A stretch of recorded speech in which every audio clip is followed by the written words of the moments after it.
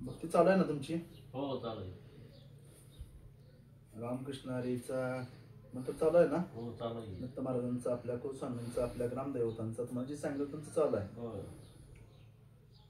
साय भक्ती केल्याशिवाय पर्याय नाही. पण फरक आहे ना तुम्हाला चालू केल्यापासून, नामस्मरण चालू केल्यापासून? फरक आहे. अजून भक्ती ठेवायची चालू तुम्हाला. भक्ती कंटिन्यू ठेवायची आहे. कंटिन्यू का ठेवायची आहे? तर तुमचा मार्ग नामस्मरण चालू केल्यापासून बाजूला जायला लागला आणि ते संपत आलाय. म्हणजे संपत म्हणजे किती? आता 20%.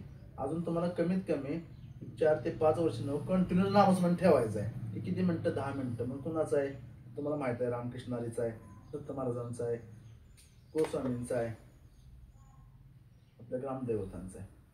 पण दत्त भक्ती कुणाची झाली? सद्गुरूंची झाली. पांडुरंगाचा मार्ग कुठला झाला? कलियुगाचा झाला. हे भक्ती करताना कुठल्या पद्धतीने केली पाहिजे माणसांनी माहित नाही. पण सेवा कुठनं आल्या? नवनारायण अवतारापासून काय झालं? भक्ती मार्ग सगळ्या जगात गेला.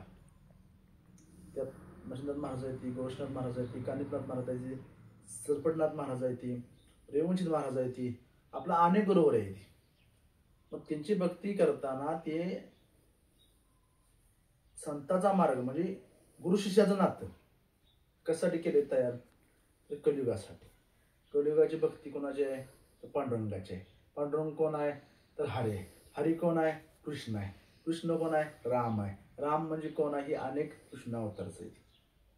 भक्ती कुठल्या रूपी करायची आहे? तर त्यांची भक्ती मनभावी केली पाहिजे, मनात भाव ठेवला पाहिजे, चांगलं बोललं पाहिजे, चांगला विचार केला पाहिजे. आणि दुसरा विषय काय आहे? तर भक्ती करताना कुठल्या दैवताला कुठली बोलायला तुम्हाला अधिकार नाही. कोणचा देव आला, कुठली देवी आली, काय आली.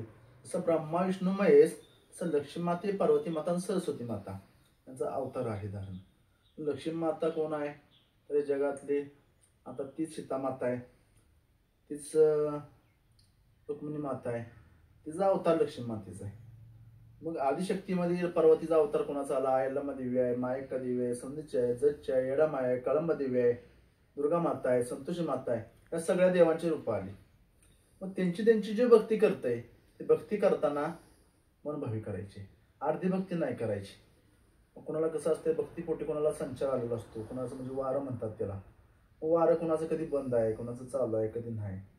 तुमची भक्ती कमी झाली की अचानक तुमच्यावर संकट निर्माण चालू होतं. भक्ती कमी झाली की अचानक संकट कमी होतं. संकट तुम्हाला कमी करायचं असलं तर कंटिन्यू तुम्हाला भक्ती ठेवली पाहिजे. मग काय अडचणी असल्या तर आपल्यापाशी काढल्या जाते त्या. कुठलंही तुमचं निवारण केलं जातं. मग तुम्हाला समजा वाईट निगेटिव्हचा प्रभाव पडलाय, वाईट शक्ती तुमच्या मनात निगेटिव्ह विचार स्वप्न पडते, ती मनात भीती येते की बाबा मला काहीतरी करायचं आहे, असं वाटतं की मला आज काहीतरी कोणतरी घेऊन चाललंय. म्हणजे तुमच्या मनाचा भ्रम असला काय असलं तिथं आपण सगळं काढतो. पण कसं काढतो? भक्ती मार्गानं, नामस्मरणानं. तुम्ही नामात भक्तीत आला तर तुमच्या सगळ्या गोष्टीचं मी सांगितलं जातं. मग तुमच्या घरी कुठलाही प्रॉब्लेम असू द्या, प्रॉब्लेम म्हणजे काय? देवाचा असला तरच, आणि बाहेरचा निगेटिव्ह प्रॉब्लेम असला तर, म्हणजे असुरांचा. असुर म्हणजे कोण आहे? जसं देव आहे तसं असुर शक्ती आहेच ना. मग तुम्हाला तिथं काढायचं असलं तर पहिलं तुम्हाला काय करायला लागेल? नामस्मरण करायला लागेल.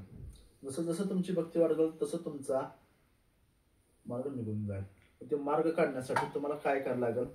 पहिलं इथं आलं तर पाहिजे, पहिलं विचारणा पुस्तक केली पाहिजे. भक्ती मार्ग कसा करायचा आहे? तुम्ही स्वतः करायला गेलं तर तुम्हाला माहित नसतो कसा करायचा. तर तुम्ही काय करताय? अर्धही करताय तर वर्षी चढताय. दैवताची भक्ती करताना तुम्हाला कुठेही अडचण नाही. एखाद्याच्या घरी तर देवी अयल्लमा देवी असली तर पहिल्यापासून आहे पिढ्यानपिढी, तर ती पिढ्यापिढी मार्ग आल्यानंतर ती तुमच्या पिढी जो करत आलाय तुम्ही ते केलाच पाहिजे.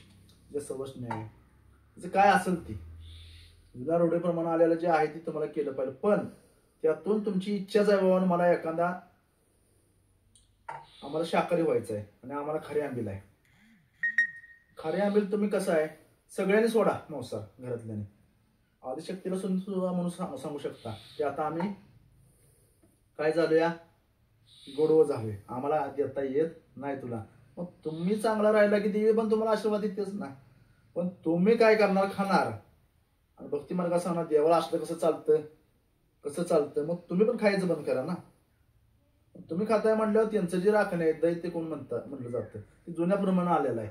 मी पण आताचा जन्म आहे माझा, मला जे बाहेरच्याकडनं कळतं मग जुन्या पोथी पुन्हा लिहिलेल्या शास्त्रात की खायचं नाही म्हणून बळी प्रथा आहे, असं चालत नाही, देऊ नये म्हणून सांगितले.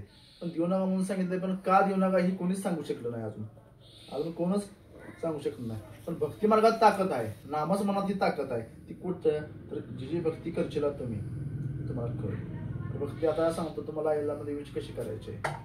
तर बाबा जे सवासणी येत्या, कोणाच्या परडे येत्या, कोणाची बाबा यात्रा तिथं असत्या, कोण यात्रा करते तिथं, कार्यक्रम केला जातो भक्ताचा, त्यांचा जोगा घालणं म्हणते त्याला.